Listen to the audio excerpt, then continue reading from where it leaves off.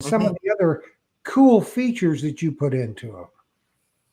Yeah, this handle here for the T handle, my handles are, this adds a lot of time to fill this handle in. So it doesn't fill with dirt, which ends up in your car.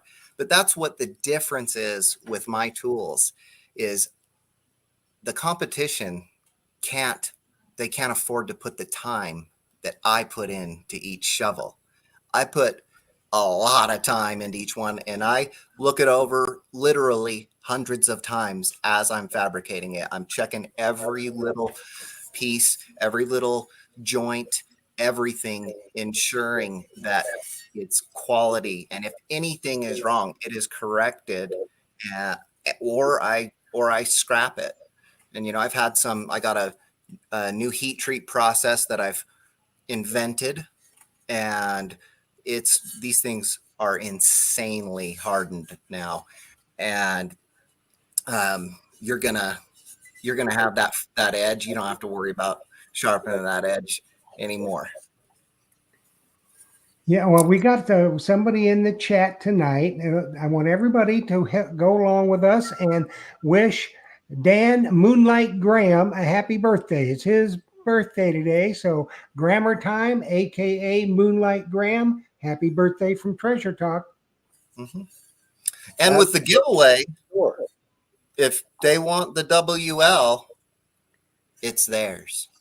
Okay. So, cool. With my giveaway, it's a choice of any shovel on my site that it's one piece. One piece, right? Yep. Cool. That's awesome. I tell you what, there's going to be some lucky puppy tonight. I'm going to tell you that. Yeah, I wish I could be in that one for sure.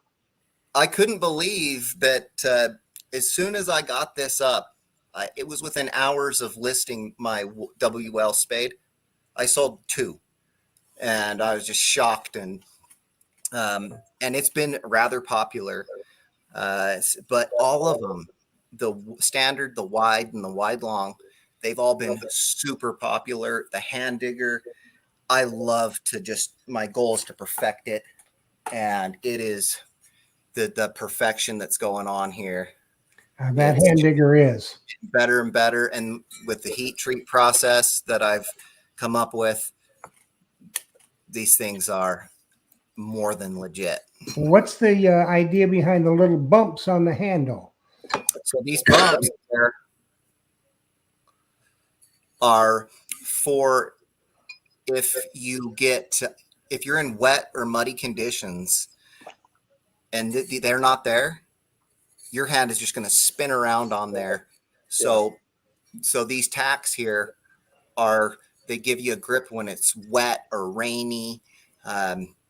Same with the D handle. So people have asked me, like I had one guy ask me, he's like, hey, will you not put the tacks on the D handle? And I told him, if it gets rainy or muddy, your hand will just spin around on there. And I sink them down in pretty good. And they,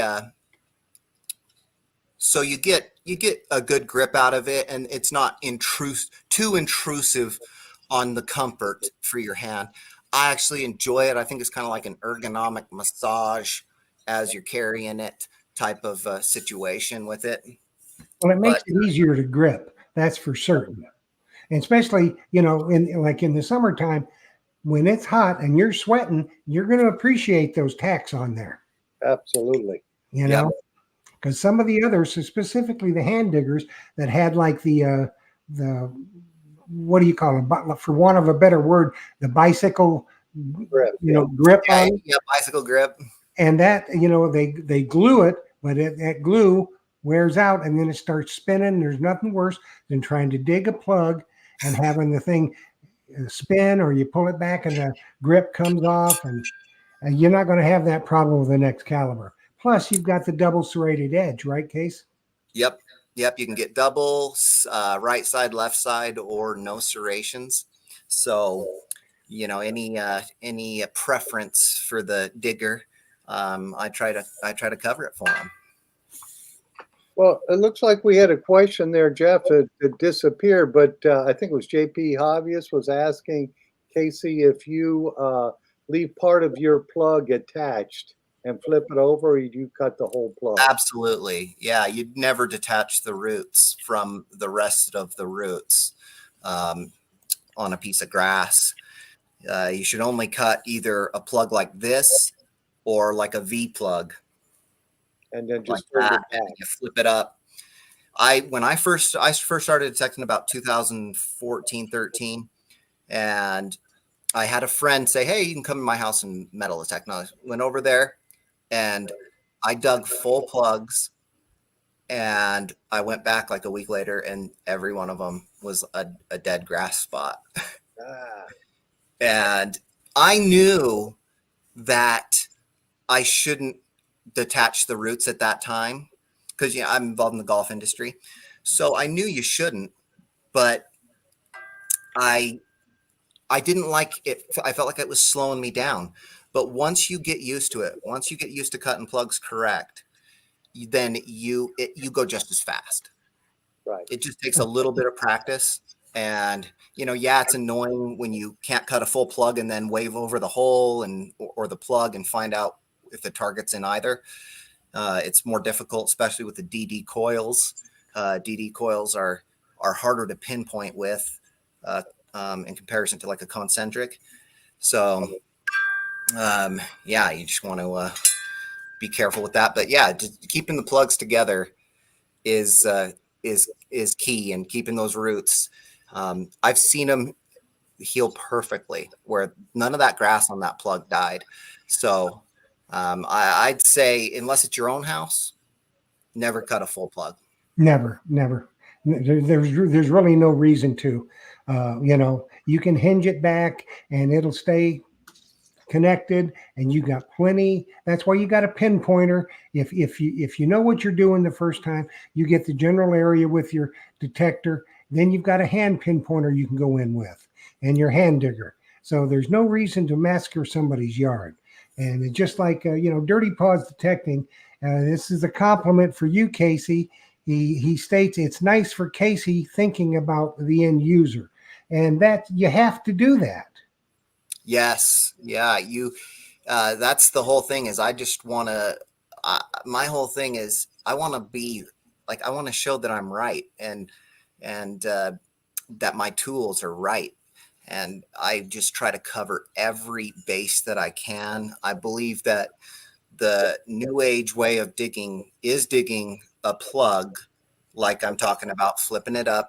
Then you go down on the ground.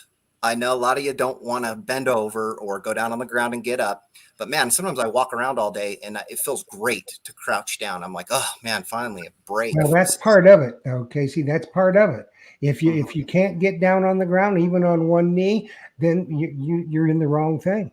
Yep. You And know? then you get down and you get your hand digger and you pinpoint it. Sometimes you do the crosshairs, pinpoint it, and then you chisel it out, and you avoid scratching coins. Either way you dig, there's scooping and plugging. I say Yes. you can scratch a coin, And but you can always use a coveted Myers metal detector yes, towel. You and can not only wipe your little tootsies on it, but you can also lay it down and put the extra dirt on it, so put you're the not dirt on. leaving mud spots. That is correct. And somebody I know stocks these. Absolutely. Those are cool. Those are coveted, by the way. They are. Very The much tell coveted. for sure. That's People right. love that. Hey, so Casey, real quick, tell us what you found out in the desert getting your nose sunburned. It was I went on one of the hairiest roads I've ever been on. It was rocky. My friend, like, there was this washout. The road was washed out, and I started throwing rocks in where it was washed out. And he's like, "That's going to take you all day." And about 30 minutes, 40 minutes, I filled that thing in. The treasure fever. I was like, "I got treasure fever, bro." So I filled that thing in. And it was an interesting journey getting there. It was I don't even know, like 30 miles off road, and I got a ring, and it hit 10 on my Manticore. it was a 10. And I'm like, but this thing is hitting good, So I dug it. It was a ring. And I was like, it can't be copper. It can't be zinc. It's a 10. And I started looking at it, thinking about it. And I realized it's a lead ring. It's made of lead. It's got to be. And I've never found a lead ring. I found gold rings, silver rings, brass rings, things like that, zinc. But I've never found a lead one, but they didn't know back in the day Right. what Yeah. you know. I would have thought it would have rang up a little higher, but I guess if it was thin, it could. Yeah, Yeah. it's a lady's ring. Yeah. So yeah, it's a little dainty one. And then I camped out there next day. You're hunting around, and the thing is with the ghost towns, I know people love to hunt the ghost towns, but the truth is that there's been thousands of metal detectorists to almost every ghost town looking for treasure and detecting. So it's incredibly difficult to find things. For me, it's probably about a one out of 3 times that I find a coin or a token. Sometimes 50%, but yeah, more 40% ish, something like that. It's not as often as my YouTube videos show. I don't show the bad days, but the second day I saw a sagebrush bush, and it was dead. And so when I see dead sagebrush, I'll rip it out because it comes out as easy as could be. And I saw a dead sage in it, and I ripped that out, and there was a can, like an old tin can, sitting right in the middle. And I moved the can, and I looked down, don't see anything. I detect over it. I'm getting 12, 13, 12, 13. And this was on my 800. I went to the 800 the second day because I'm a small coil hunter, and the manticore. Come on, guys, give me that small coil. I need that. Absolutely. So let's get it. So I popped out 1892 V nickel, and that was yesterday. Oh, that's cool. Mm-hmm. For sure. So my buddy Stapley, he got a 1911S Barber dime and some other things. But, and we get relics, and we love relics. And it's funny because we kind of focus a lot on coins and tokens and things like that. But, I got all sorts of relics. If there's something I don't have, it goes into the collection for sure. Well, cool. Now it's time for a word from our sponsor. Awesome. Phil Myers here from Myers Metal Detectors. And today I'm going to show you some really cool tools. It's kind of hard to get excited about shovels and digging, but I always say get the right tool for the job. And first I'm going to show this is the Excalibur hand digger. Excellent tool, serrated on both sides. Excellent for cutting those nice neat plugs. And of course we have a nice custom leather sheet for that. We stock these here in the shop, and this is the #1 tool. This is best quality, buy it one time. And then let me show you the Excalibur digger. This one is the Merlin. Going to take a trip, travel, or put this in your backpack. Nothing stronger than this. This is just an awesome shovel.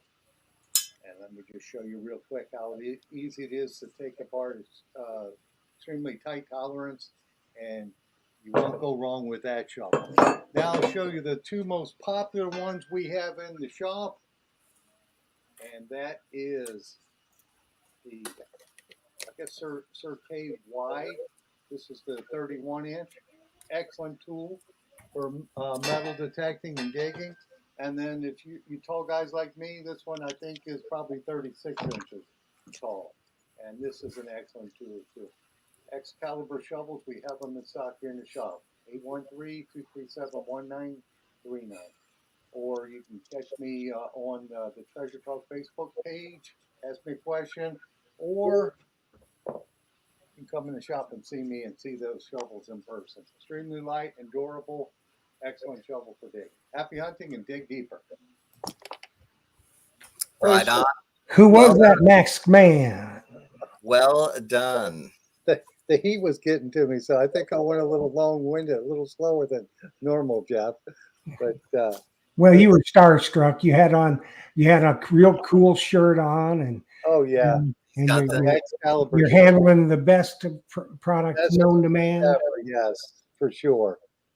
Real durable tools for sure. Well, yeah. Obviously, use common sense out there, people. Come on.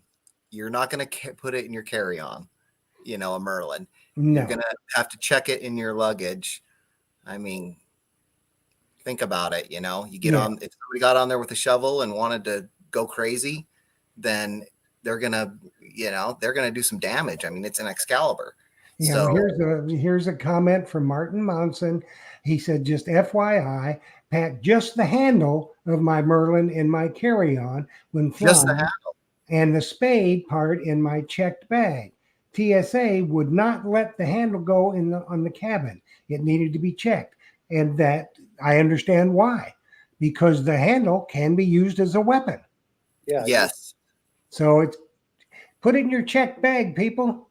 yes, You know, yeah, because you could hit somebody with that and cause some serious damage. So and trust me, if you're on a booked up flight, you're going to want to hit somebody. If you're flying to England, I don't care if you're flying a commuter. You're going to want to crack somebody. I'm telling you. mhm, yeah, we don't want to be doing that. So yeah, check that in your luggage for sure. definitely do that. Your hand digger, luggage that thing. Don't put it in the carry-on. That is going to be taken away from you. It's not going to be allowed. So, That's right. Put it in the checked baggage. mhm. And But then there's a you'll be lot of fine. people that use them and go fly out of the country with them, and they keep them in their checked luggage. And I've never heard about an issue. Trust me, if you're going to go to England, and we've got some people coming up through the rest of the year, next week, Chicago Ron will be here, and he has England trips. If you're lucky enough to get on one, we've got other people that are going to talk about going to England on a metal detecting trip. And trust me, you'll want a Merlin because the shovels over there are not great. Trust me. You want your own. And you want that one if you're digging in the fields. You'll want the WL or just get a 3-part Merlin and take it all with you. Because there's another thing too. If you're digging into pasture, do the same thing with your plug. Just don't think because you're in a pasture that you can dig these big gaping craters. You need to still dig, a 3-sided plug and leave it attached because Yes. the grass is what the cows and the sheep and all that other stuff, they graze on it. And trust me, the farmer out there, he don't want you leaving craters and a bunch of dead spots. And a good tip is if you're out there where the cattle are, their path that they travel on often on the same path. That hit that with your detector, because I found a 1876 seated quarter where cattle had been walking through this tight area, and got a 30 on the Equinox, and it was that was seated quarter. So when you're out in those areas where those animals walk through, the pass, erosion, things like that, make sure to hit those spots. It's like fresh dirt. Yes, indeedy, because that's where people have been. Mm-hmm. So Casey, now you've had the Equinox for a while. And how long have you had your Manticore? Probably about 3 months now. Okay. And what are your thoughts comparing it to the Equinox? I think it's I like to hunt with a small coil, but in the ghost towns you got to go in trash to find stuff, because all the clear stuff people have gone with their normal size coils and found. So you got to hit the trash. And but the Manticore, me and my friend detected a house. I used my 800. I think I might have used my 900, but my 800. He used his 800. We went over it. We cleared it. We pounded it. Then I got my Manticore out, and I started finding coins that we both were missing, and they weren't super deep, 4 to 6 inches, and just shocking how well that machine works. And I'm very impressed. The only downside to it is that, like I like to go like 12 hours sometimes, 8 to 12 hours, and the battery life isn't as good as the 908 or 800, 900. The Manticore's is not as good as that. So that's one thing you want to be prepared for if you're going to go do it all day on your lunch break or something. Hook up your Manticore, the headphones, and unit, and get them charged. I was seeing that question about the meteorites, and I have, it's a possibility I found one before and maybe recycled it, but they're very particular. You'll know it a lot of times when you get one. If you look it up on the internet, what you're looking for meteorites. But I will tell you, I was in Nevada about a month ago, and I was camping. I was in my tent, and I kind of have a fear of aliens, but it was pitch black. You could see the Milky Way, every star in the sky is incredible. And I was about to go to sleep, and all of a sudden, this blue light just came up, rising up on the side of my tent, and my hair stood up on my neck. I was terrified. I was like, "That's an alien ship." And probably Merlin. Yeah, I was hoping it would have been nice if it was Merlin. And I peek up, and it was this massive meteorite coming through the atmosphere, and it had a blue luminous to it, and it was brighter than any shooting star by far I've ever seen. It was incredible. I loved it, and I was happy that it was not aliens. Yes, indeed. Well, you know what we need to do right now, Casey? Let's give away a Excalibur shovel. Perfect. And then I got a story for you guys. Okay. know What we do is Casey has generously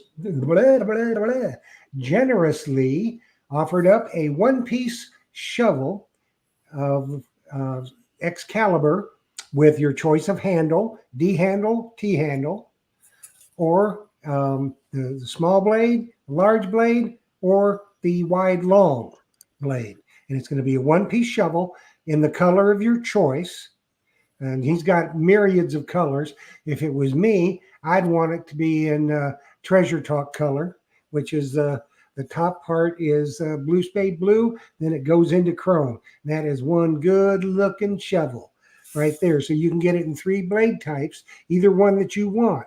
Now, what we do is, number one, you have to be a member of Treasure Talk, whether it be on Facebook or YouTube. If you're not a member on YouTube, it's very easy to do. You got to hit the subscribe button. You have to ring the bell for notifications and send an email and let me know that you're a new subscriber. That way I can get it to make sure everything's good. Then what you have to be tuned in to win, and you have to enter a phrase that I put in that you have to enter in the comments to be entered. That phrase this week was Excalibur Shovels. Quality is our middle name. And that indeed is true. So how we work this, I compile all the names from Facebook and YouTube. I put them into a random name picker. I pick the winner and an alternate. Once I call your name, and only if I call your name, you must text me at my phone number there with your name and you are here. You'll have 3 minutes to do that. Then we will go from there after I recognize that you have met the qualifications. You are a member, and every one name that I draw, I check and see. So, I was born at night. It just wasn't last night. So we're getting ready. Get your fingers ready, because you'll have 3 minutes to text me at my phone number with your name and that you are here for a magnificent Excalibur shovel. So, Jim Truckley, you have won an Excalibur shovel if you text within the next 3 minutes. Congratulations. Congratulations, Jim Truckley. All righty, and while we're waiting for that, I want to read a comment. I saw this on the live stream. It's from Andrew T. He said Excalibur Merlin was great at detectable in England, stubble, pasture, and plowed. Also, I used it on the beach. Now that's Yeah. one thing I haven't done. I haven't used the shovel on the beach. No, I haven't used it on the beach. That's what we have the Treasure Talk Pro Sifter Titanium for. Yes. The sand scoop's going to be the best tool for the job out there on the beaches. But that's the beauty of the Excalibur shovel. You can take a sand scoop and try to cut in someone's yard or in some dirt. You couldn't Well, do you that. know, in his defense, and you get over into England and you get some of those beaches, they're pebbly. Oh, Right. yes. They're not Yeah. the sand like we have. So I can understand where the shovel would be very beneficial over there. Or a beach that's like on a stream or a river. Yeah. That Yeah. might be Yep. really good for using it there too. Yep. Yep. And I've pounded rocks and stuff with them, and that edge is just as sharp as it was before. So it's on a new level. The materials I use they're expensive. And so, there's just so many things going on in Excalibur. So it's more expensive, but hey, I want to be the best. I want to prove that my stuff's the best. It is. And that's the goal here. Now- It is without a doubt. We have our winner, by the way. Oh, awesome. Perfect. Now, what he needs to do, he needs to email treasuretalkshow@gmail.com, name, address, phone number, the type of handle that you want, whether it be D handle or T handle, the length, and the spade that you want. What should he put down, Casey? For The type of spade, is it so it's a standard, a wide is what they're called. So a standard, a wide, or a wide and long. So the three Okay. types: standard, wide, and the third type is wide. and the color that you want? And if you're smart, you'll put down Treasure Talk. Yep. If you want me to tone the color for you, I will do that. I'll do that for you, Jim. So that's what you need to do, Mr. Truckley, is you need to do that email. I will get it to Casey. We will get your product to you. And you are one lucky individual. Let me tell you that. Mhm. Yes, he is. He got Yes. I mean, real lucky. one nice shovel for sure. He needs to go buy some lottery tickets. Yes. So Casey, we were talking about the salt flats. Do you metal detect on those too? Yeah. And what is a typical find on that? Salt. There's a lot of Henry repeaters out there. You'll find the shells from old Henry repeaters, the rim Okay. fires. There's arrowheads. I'm not all in that much into arrowheads, but there's lots of arrowheads out there. And I found a barber dime out there. It's interesting because there's not maps or anything, so you have to do your homework. And that's my thing is research for me. That's almost as fun as detecting. I love studying maps. I love searching newspaper archives. I love the research, and it gets me on spots that a lot of people don't know about. Right. Now, when you find those coins there, does the salt tear them up? The salt turns them. It puts the tarnish. It will the barber I got was good. I don't know. It was in a little bit of sandy salt, but usually they turn that bluish, dark color. They get that thick tarnish on them. I found some near the Great Salt Lake, and they're just tarnished. You almost can't even tell what they were because of the salt. The salt, it's rough on those coins. I think the salt even will eat up a copper penny, like a zinc penny in a normal yard.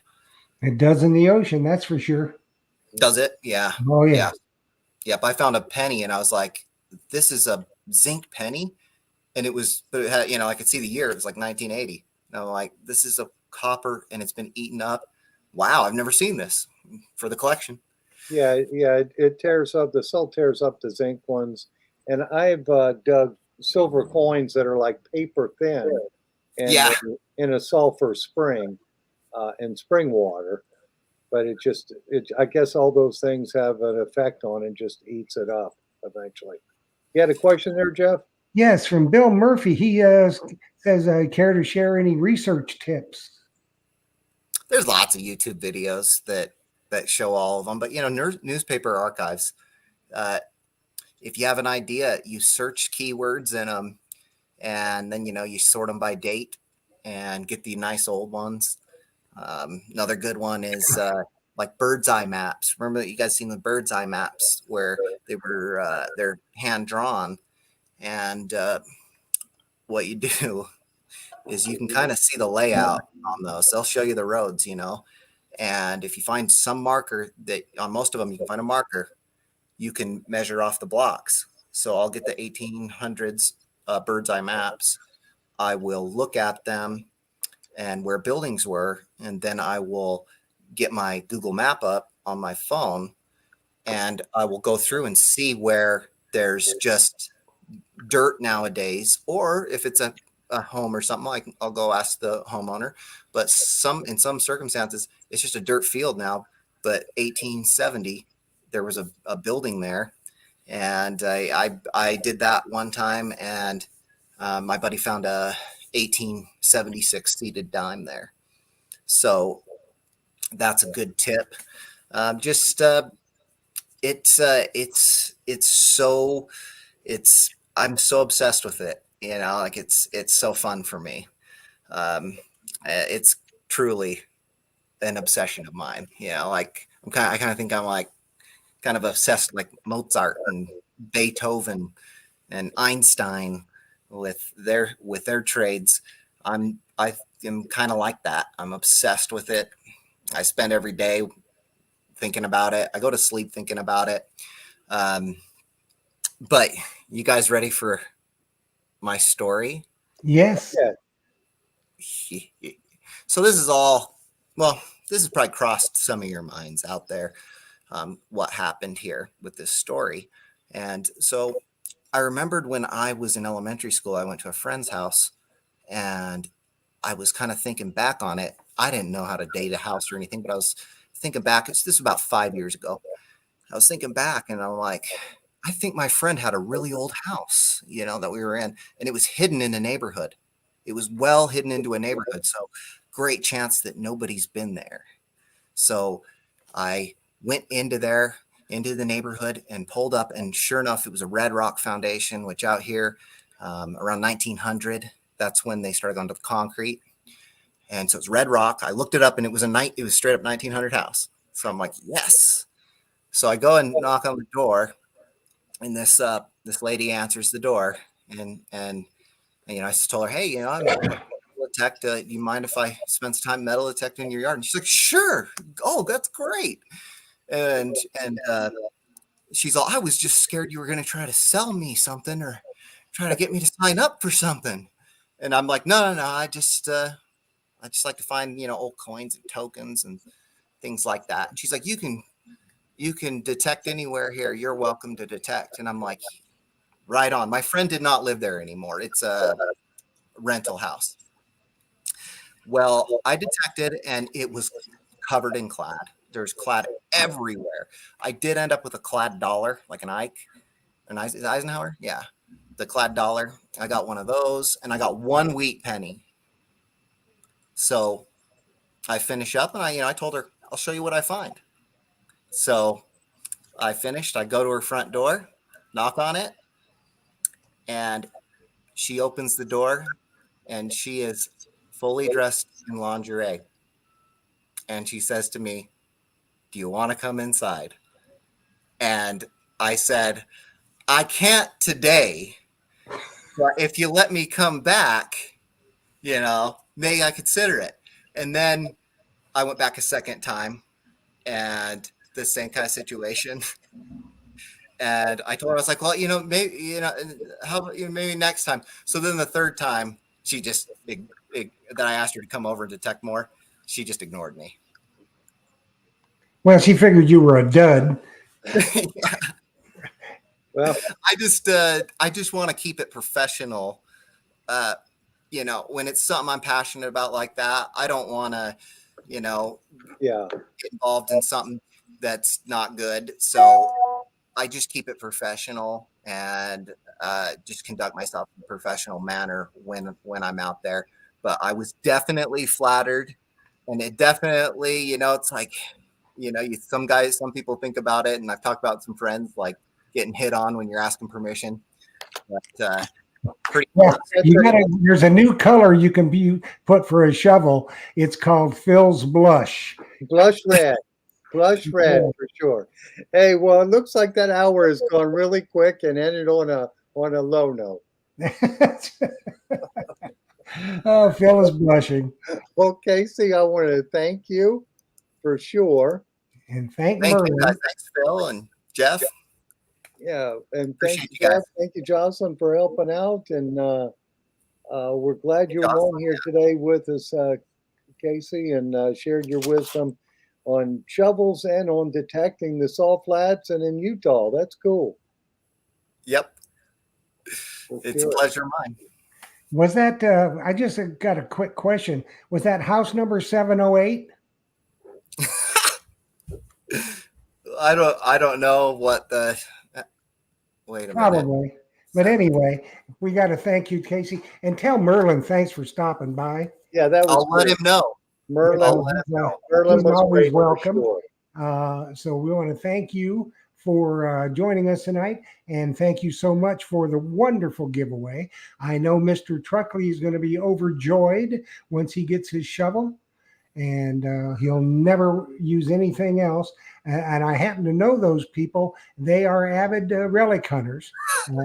And Phil, we lost Phil. There he is. He hit a button. Anytime Phil hits a button, it's goodbye, Giuseppe. So we hope that you will stop in and see us again soon. We thank you ever so much for enlightening everybody about your wonderful products, best in the world. And thank you, everybody, for watching. Join us next week when Chicago Ron will be here, and we will be talking about England trips and Aruba trips. So join us then. Phil, thank you, my buddy. And tell Jocelyn, yeah, she is the star. She's the star. Tell her to have a Thank you, Jocelyn. open a bottle when you get home for her tooth. It's strictly medicinal. Strictly medicinal. So thanks, everybody. Happy hunting, dig deeper, and thank you for watching. Good night, everybody. We'll see you guys. Take care.